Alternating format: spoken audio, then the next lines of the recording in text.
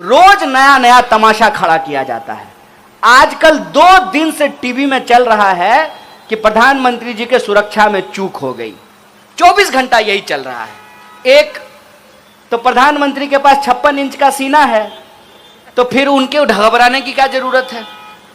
दूसरा, कह रहे हैं कि प्रधानमंत्री किसी पार्टी के नहीं होते हैं, देश के होते हैं। ठीक बात है, तो प्रधानमंत्री अगर किसी पार्टी के नहीं होते हैं तो किसी पार्टी का जाकर के चुनाव प्रचार भी नहीं करना चाहिए। और तीसरा कि अगर सिक्योरिटी लैप्स हुआ है तो आप प्रधानमंत्री हैं, आपके पास सरकार है, गृह मंत्री आपका दोस्त है, जय शाह का पप्पा अमित शाह, एसपीजी उसके अंडर में है। आप जांच करा करके देख लीजिए कि कहां लैप्स हुआ है। पाकिस्तान जाकर के बिरयानी खाए तब इनको डर नहीं लगा, अपने ही देश में घूमने में इनको डर लग रहा है। पल में तोला पल में मासा, ये तो नहीं चलने वाला है साहब। एक तरफ कहते हैं कि मजबूत प्रधानमंत्री हैं और दूसरी तरफ डर करके भाग जाते हैं। ऐसे नहीं चलने वाला है साहब। आप मुद्दे को भटकाना बंद कीजिए। मुद्दा यह है कि कितना भी आप प्रचार कर लीजिएगा ना, सच सच होता है।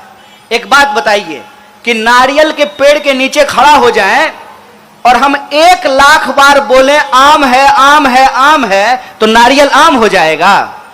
कहते हैं बंदर क्या जाने आदि का स्वाद, बंदर क्या जाने आदि का स्वाद और संघी क्या जाने आजादी का स्वाद। जो लोग इस देश की आजादी में शामिल नहीं थे, जिन लोगों ने इस देश को आजादी नहीं दिलाई, उनको इस देश की आजादी से प्यार भी नहीं है। कहते हैं ना, जो बनाता है उसी को दर्द होता है। महिलाएं इस बात को बखूबी समझेंगी कि जो मां 9 महीने बच्चे को अपने पेट में रखती है, उसको मालूम होता है कि मां बनना कितना मुश्किल काम होता है। जो घर छोड़ करके भाग गए हैं, जो घर नहीं चला पाए हैं, वो देश क्या खाक चला पाएंगे। इसीलिए मैं आपसे कहता हूं कि आज के डेट में इस देश की जो बहुसंख्यक आबादी है, उसको यह सोचना पड़ेगा कि उसका मुद्दा क्या है। और उसका मुद्दा है एम्प्लॉयमेंट, उसका मुद्दा है महंगाई, उसका मुद्दा है पॉलिटिकल, सोशल, इकोनॉमिक और कल्चरल पार्टिसिपेशन। उसका मुद्दा है कि इस देश के अंदर महिला हो या पुरुष हो, काला हो या गोरा हो, सबको जो बराबरी से रहने का हक मिला है, वो बराबरी का हक। यहां कुछ सिपाही खड़े हुए हैं।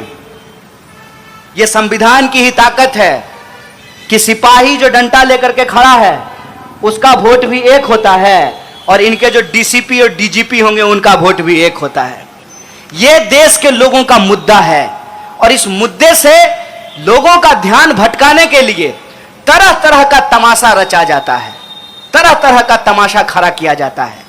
और इस तमाशे के खिलाफ जो जनता है, उसका जो सवाल है, उस सवाल को उनके बीच में ला करके रखना, यह हमारी जिम्मेवारी है।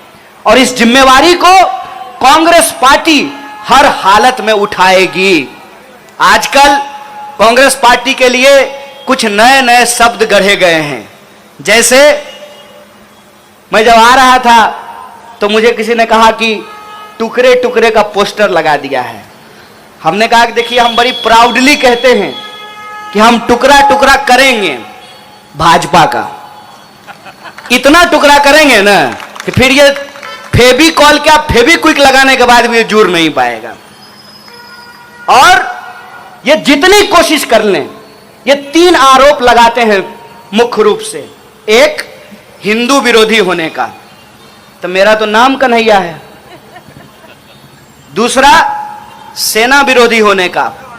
चूंकि मैं पहली बार गोवा आया हूं, इसीलिए आपको बता रहा हूं। मेरे घर से 16 लोग फौज की नौकरी करते हैं। और तीसरी बात जो मैं कर रहा था, जिसकी वजह से मैं कांग्रेस पार्टी का ये खेस अपने कंधे पे रखा हूं, मैं ऐसे परिवार से आता हूं जिस परिवार को स्वतंत्रता सेनानी का पेंशन मिला करता था। मैं उस पार्टी का दामन इसलिए थामा हूं कि सवाल किसी को प्रधानमंत्री या मुख्यमंत्री बनाने का नहीं है, सवाल देश का है। मुझे लगता है कि प्रधानमंत्री जी की तरह गलत कोंकणी बोलने से अच्छा है हिंदी ही बोलने हैं। दोस्तों, सबसे पहले आप तमाम लोग जहां तक मेरी आवाज पहुंच रही है, आप सभी आदरणीय बुजुर्गों का, नौजवान दोस्तों का, माताओं बहनों का, अपने दुकानों में बैठे हुए जो दुकानदार भाई हैं और अलग अलग तरीके से मेहनत मजदूरी करके अपना परिवार चलाने वाले आप सभी गोवा के जो आदरणीय लोग हैं, आप सबको नमस्कार करता हूं। और बिना किसी औपचारिकता के, क्योंकि पूरी कांग्रेस पार्टी है मंच पर, आदरणीय चिदंबरम जी हैं, पीसीसी के प्रेसिडेंट हैं और कांग्रेस पार्टी के तमाम डिपार्टमेंट के लीडर यहां बैठे हुए हैं। बिना किसी फॉर्मेलिटी के मैं सीधे आपसे बात करना चाहता हूं। मैं अपनी बातचीत करूं उससे पहले आप सब जानते हैं कि आज गुजरात के सूरत में एक दर्दनाक घटना घटी है। गैस लीक होने की वजह से 6 लोगों की मौत हो गई है और 20 लोग अस्पताल में भर्ती हैं। कांग्रेस पार्टी के इस मंच से जो मृतक परिवार हैं उनके प्रति हम संवेदना व्यक्त करते हैं और जो घायल लोग हैं उनकी स्पीडी रिकवरी हो ऐसी कामना करते हैं। दोस्तों, मैं पहली बार किसी पब्लिक इवेंट में गोवा आया हूं और मेरी हालत बिल्कुल वैसे ही हो रही है जैसे हिंदी फिल्म का एक गाना है, रूप तेरा ऐसा कि दर्पण में ना समाए। ये इतनी खूबसूरत और प्यारी जगह है कि मैं अपने थॉट्स को अरेंज नहीं कर पा रहा हूँ। मैं इतना खुश हूँ यहाँ के मौसम के चलते और यहाँ के लोगों की जो हॉस्पिटैलिटी है, वो जो रिस्पेक्ट देते हैं लोगों को, वातावरण में जो खुलापन है, जो फ्रीडम है, वो देख करके मन गदगद है। और मैं कितना खुश हूं मैं गोवा के लोगों को बता नहीं सकता हूं। लेकिन कार्यक्रम है और आप जानते हैं कि कोरोना के टाइम में कांग्रेस पार्टी ने ये डिसीजन लिया है कि कोई बड़ी रैली हम लोग कहीं पर भी नहीं कर रहे हैं। ये जो कार्यक्रम है, जो कन्वेंशन है, आज SC ST OBC कम्युनिटी का कन्वेंशन है और कल स्टूडेंट कम्युनिटी का कन्वेंशन है।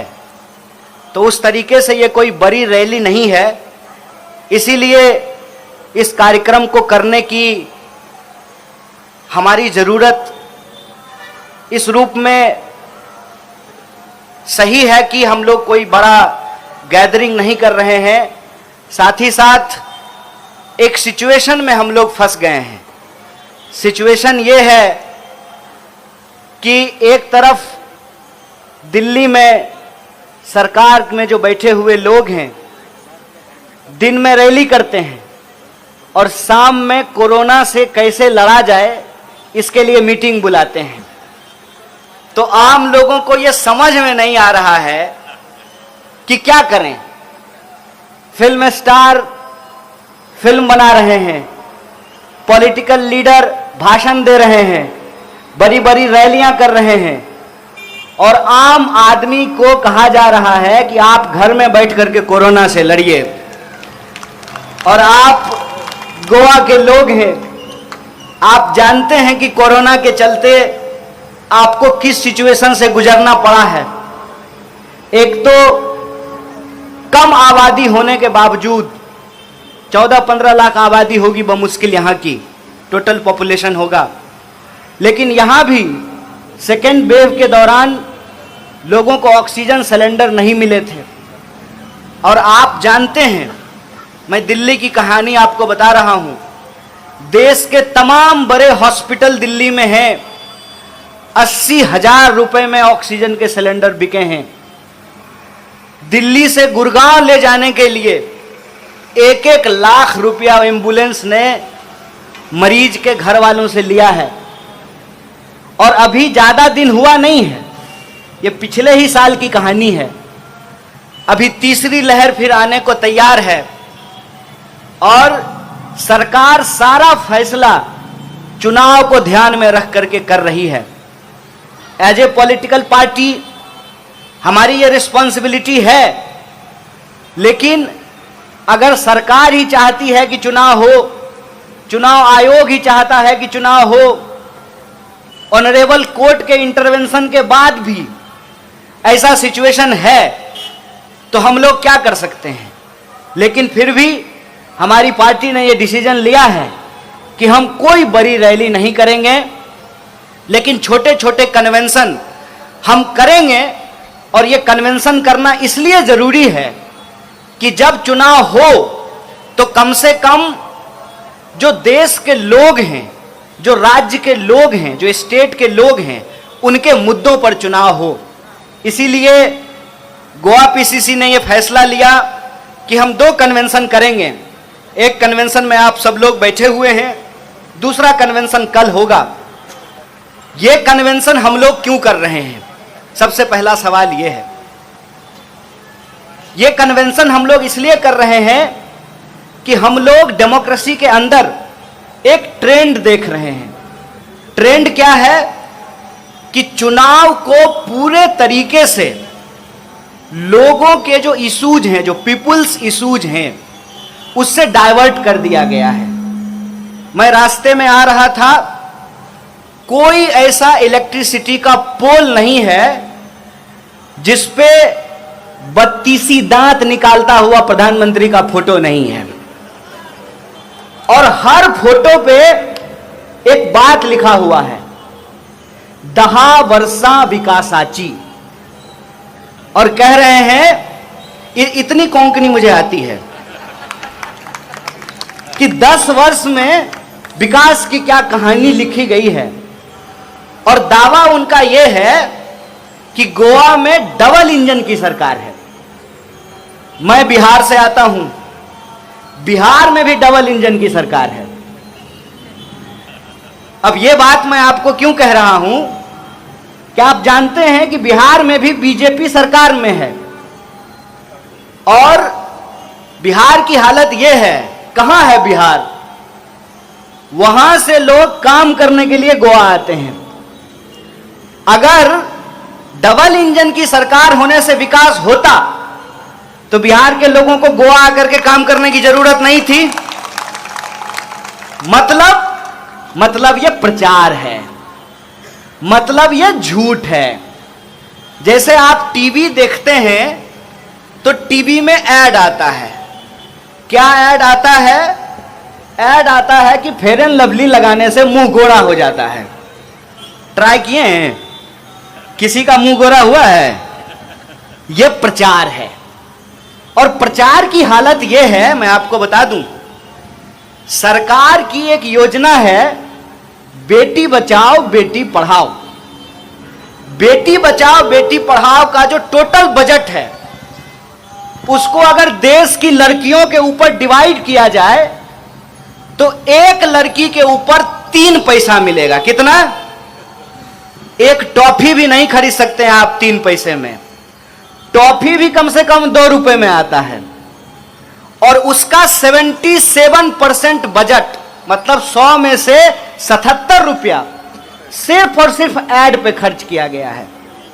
केंद्र की सरकार ने 5,000 करोड़, कितना? 5,000 करोड़। अरे आप संबित पात्रा थोड़ी हैं कि ट्रिलियन में कितना जीरो है नहीं बता सकते हैं। 5,000 करोड़ सिर्फ और सिर्फ एडवर्टाइजमेंट पे खर्च किया है। और आप इधर से बंबई की तरफ से मैंगलोर जाएं या मैंगलोर की तरफ से मुंबई जाएं, नॉर्थ से साउथ गोवा का जो मेन हाईवे है उस पर घूम करके देख लीजिए कि सबसे ज्यादा प्रचार किस पार्टी के होर्डिंग के द्वारा किया गया है। मैं जब आ रहा था तो अपने यूथ कांग्रेस के साथी को पूछा, हमारा होर्डिंग बैनर नहीं दिख रहा है, तो उन्होंने बड़ी अच्छी जवाब दी। उन्होंने कहा कि लगभग 30% हमको वोट है गोवा में, लेकिन पोस्टर के मामले में 5% भी पोस्टर हमारा रोड पे नहीं लगा हुआ है। ये जो पैसा है ये इन्वेस्टमेंट है। ये इन्वेस्टमेंट किससे निकाला जाएगा? ये इन्वेस्टमेंट जब सरकार चुन करके आएगी तो आपसे निकाला जाएगा, आपके टैक्स के पैसे से वसूला जाएगा। और कैसे वसूला जाता है? ये सामने पेट्रोल पंप है। ये भाजपा के लोग कहते हैं शेर को पालने में खर्चा होता है। प्रधानमंत्री शेर हैं तो शेर को पालने में खर्चा होता है, इसीलिए 32 रुपए लीटर का पेट्रोल जो है 110 रुपया में बिक रहा है। 32 रुपया दाम है और बाकी का जो रुपया है टैक्स के रूप में आपसे वसूला जा रहा है। और वो पैसा आपके स्कूल के ऊपर नहीं, आप जिस सड़क पे चलते हैं उस सड़क के ऊपर नहीं, आपके घरों में जो बिजली आती है उस बिजली के ऊपर नहीं, कोरोना काल में जो आपको ऑक्सीजन सिलेंडर नहीं मिल रहा था, हॉस्पिटल में बेड नहीं मिल रहा था, उसके ऊपर नहीं, प्रधानमंत्री जी के सूट बूट के ऊपर खर्च किया जाता है। इसीलिए ये कन्वेंशन हम बुलाए हैं और आपसे बात करना चाहते हैं, क्योंकि आजकल लोकतंत्र में सिर्फ नेताओं के मन की बात होती है, जनता के मन की बात नहीं होती है।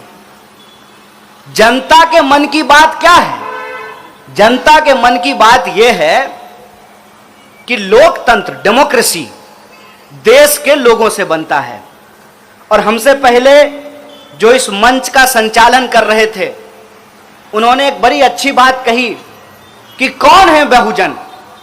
जो ठेला चलाते हैं, जो रिक्शा चलाते हैं, जो खेतों में काम करते हैं, जो फैक्ट्रियों में काम करते हैं, जो आपके घरों में साफ सफाई करते हैं, जो सरकारी दफ्तरों में काम करते हैं, मेहनत मजदूरी करने वाले जो लोग हैं। और ये जो मेहनत मजदूरी करने वाले लोग हैं ये सम्मान से अपनी जिंदगी जी सकें, इसीलिए डेमोक्रेसी में बराबरी का अधिकार उनको दिया गया। बराबरी का अधिकार वोट देने से लेकर एजुकेशन लेने तक, और एजुकेशन लेने के बाद नौकरी लेने तक, ये इक्वलिटी की आइडिया को डेमोक्रेसी के अंदर एस्टेब्लिश किया गया। आप सोच करके बताइए कि अगर संविधान में डॉक्टर बाबा साहब भीमराव अंबेडकर और पूरी की पूरी संविधान सभा यह प्रावधान नहीं करती कि सबका वोट बराबर होगा, तो आपको लगता है कि आपकी गंदी बस्तियों में कभी चमचमाती कार पे बैठकर कोई हाथ जोड़ करके आपसे वोट मांगने के लिए आता? जब मंदिर में नहीं घुसने दिया जा रहा है, जब अपने घरों में नहीं घुसने दिया जा रहा है, एक ही नदी में जब साथ में नहाने नहीं दिया जा रहा है, एक ही कुएं में जब पानी पीने नहीं दिया जा रहा है, तो नेता हाथ जोड़ करके आपसे वोट मांगने आते? यह डेमोक्रेसी की ताकत थी। डेमोक्रेसी ने हमको क्या ताकत दिया कि चाहे हेलीकॉप्टर पे उड़ने वाला आदमी हो या सड़क के किनारे बैठकर जूता सिलने वाला, उसका वोट बराबर होगा। आपने अपने घर में भले महिला और पुरुष को बराबर नहीं किया हो, लेकिन संविधान ने महिला और पुरुष को बराबर किया। ऐसा तो नहीं है ना कि मेरे पिताजी का वोट 2 होगा और मेरी माताजी का वोट 1 होगा। क्या गोरा क्या काला, क्या मोटा क्या पतला, क्या अमीर क्या गरीब, क्या फॉर्च्यूनर पे चलने वाला क्या साइकिल पे घूमने वाला, सबका वोट बराबर किया इस देश के संविधान ने। और यह जो अधिकार है, इस अधिकार की ही ताकत है कि पॉलिटिकल पार्टिसिपेशन के साथ साथ इकोनॉमिक पार्टिसिपेशन की भी बात की जाने लगी। लेकिन आज के डेट में पहले पॉलिटिकल पार्टिसिपेशन को खत्म किया जा रहा है और उसके बाद इकोनॉमिक पार्टिसिपेशन को भी खत्म किया जाएगा। और ये मैं झूठ नहीं बोल रहा हूं, झूठ बोल करके हमको प्रधानमंत्री नहीं बनना है, मैं सच आपको बता रहा हूं कि पॉलिटिकल पार्टिसिपेशन कैसे खत्म किया जा रहा है। आप देख लीजिए कि चुनाव की हालत आज क्या कर दी गई है। धीरे धीरे एक साधारण व्यक्ति चुनाव नहीं लड़ सकता है। कहां से चुनाव लड़ेगा आप मुझे बताइए। चुनाव में कानून है, चुनाव आयोग का कानून है कि एमपी का जब आप चुनाव लड़ेंगे तो आपको 70 लाख रुपया खर्च करना पड़ेगा। आप अपनी ईमानदारी से बताइए 70 लाख रुपया में चुनाव हो रहा है? पूरे गोवा में जो पोस्टर लगा हुआ है यह 70 लाख में लगा हुआ है। ये जो सैकड़ों गाड़ियां घूम रही हैं यह 70 लाख में हो रहा है। यह बेईमानी है। यह बेईमानी दिन रात हम अपनी आंखों से देखते हैं, लेकिन हम मजबूर हैं कि इस बेईमानी के खिलाफ हम कुछ कर नहीं सकते हैं। धीरे धीरे हम वोट तो दे सकते हैं, लेकिन हम चुनाव नहीं लड़ सकते हैं। आम इंसान चुनाव से बाहर कर दिया गया है। अभी चुनाव लड़ने से बाहर किए हैं, कल वोट देने से भी बाहर कर दीजिएगा। आपको मैं पार्लियामेंट की हालत बताता हूं। पार्लियामेंट के अंदर कम से कम 200 ऐसे एमपी हैं जो लाखपति नहीं, करोड़पति नहीं, अरबपति हैं, अरबपति। डेमोक्रेसी की अगर यह हालत रही तो आपको लगता है कि जो बहुजनों को अधिकार संविधान के अंदर मिला, सरकारी नौकरियों में जो उनकी भागीदारी सुनिश्चित की गई, यह बचने वाला है? यह बचने वाला नहीं है। और उसका नतीजा मैं आपको बताता हूं और आप सोच करके बताइएगा कि अगर एयर इंडिया नहीं बचा तो एयरलाइंस में रिजर्वेशन बचेगा? अगर रेलवे नहीं बची तो रेलवे में रिजर्वेशन बचेगा? अगर सरकारी यूनिवर्सिटी नहीं बची, सरकारी अस्पताल नहीं बचे, तो सरकारी यूनिवर्सिटी और अस्पताल में जो है रिजर्वेशन बचेगा? इसको कहते हैं ना रहेगी बांस ना बजेगी बांसुरी। आप सोच करके बताइए, जिस तरीके से पब्लिक सेक्टर को आज पूरी तरीके से खत्म किया जा रहा है, वो किसके खिलाफ है? वो इस देश की बहुजन आबादी के खिलाफ है। और एक बात मैं आपको बता दूं, हम प्राइवेट सेक्टर के अगेंस्ट में नहीं बोल रहे हैं। कई बार लोगों को यह लगता है जब हम पब्लिक सेक्टर को डिफेंड करने की बात करते हैं तो हम प्राइवेट सेक्टर के अगेंस्ट में बोल रहे हैं। हम प्राइवेट सेक्टर के खिलाफ नहीं हैं। हम जानते हैं हमारी देश की जो आबादी है, 135 करोड़ हमारी आबादी है। इस पूरे के पूरे पॉपुलेशन के लिए सिर्फ सरकारी पब्लिक सेक्टर से काम नहीं चलने वाला है। उसके लिए प्राइवेट सेक्टर होगा। प्राइवेट सेक्टर था, प्राइवेट सेक्टर है और प्राइवेट सेक्टर रहेगा। लेकिन एक बात अपने दिमाग में आप डाल लीजिए कि अगर पब्लिक सेक्टर पूरी तरह से समाप्त कर दिया जाएगा तो प्राइवेट सेक्टर भी ठीक से काम नहीं करेगा। प्राइवेट सेक्टर भी ठीक से तभी काम करेगा जब पब्लिक सेक्टर होगा। आप अपने दिमाग में इस बात को डाल लीजिए कि अगर एयर इंडिया नहीं रहा तो विस्तारा भी ठीक से नहीं चलने वाला है। अगर एसबीआई नहीं रहा तो आईसीआईसीआई भी ठीक से काम नहीं करेगा। अगर गोवा मेडिकल कॉलेज नहीं रहा तो फोर्टिस में भी आपको बेड नहीं मिलेगा।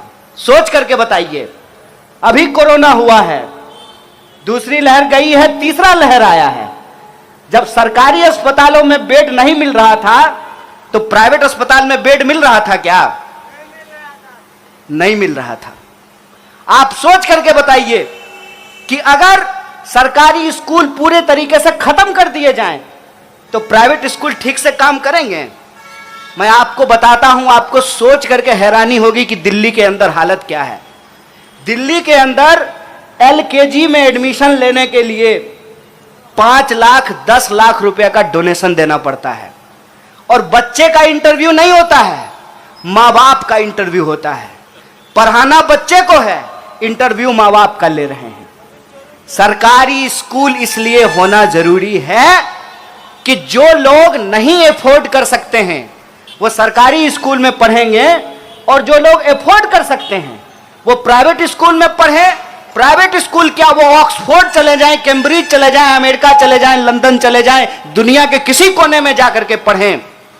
लेकिन लोकतंत्र की बुनियाद तभी टिकी रहेगी जब राज्य अपनी जिम्मेवारी समझेगा। और तकलीफ की बात यह है कि राज्य आज के डेट में कोई जिम्मेवारी नहीं लेता है। मैंने आपको एक एग्जाम्पल बताया कि प्रधानमंत्री रैली करेंगे और देश की जनता को कहेंगे कि घर में बैठ करके 2 गज दूरी, मास्क है जरूरी, खुद मास्क नहीं लगाएंगे।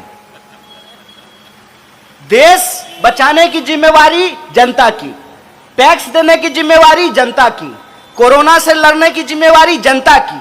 तो आप सोच करके बताइए कि सब कुछ अगर जनता ही करेगी तो सरकार क्या करेगी?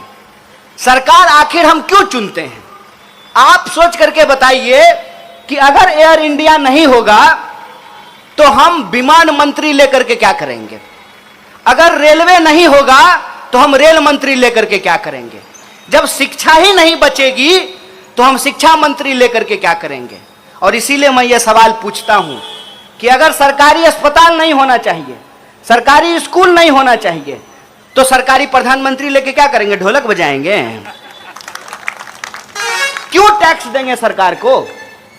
सरकार का सूट बूट खरीदने के लिए टैक्स देंगे? आपको मालूम होना चाहिए कि प्रधानमंत्री जी ने अपने लिए एक हवाई जहाज खरीदा है, और उस हवाई जहाज की कीमत कितनी है? 8,500 करोड़।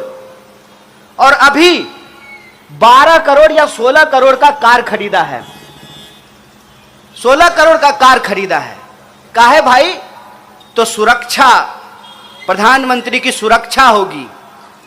12 करोड़ का कार से घूमते हैं तब भी कहते हैं कि सुरक्षा में चूक हो गई है। आखिर ये मॉडल क्या है? ये मॉडल ये है कि इस देश के जो आम लोग हैं उनको जो अधिकार इस देश में मिला है, एक एक करके उस अधिकार को छीन लिया जाए। आप जानते हैं कि यूनिवर्सिटी के अंदर 10,000 पोस्ट खाली हैं, सेंट्रल यूनिवर्सिटी के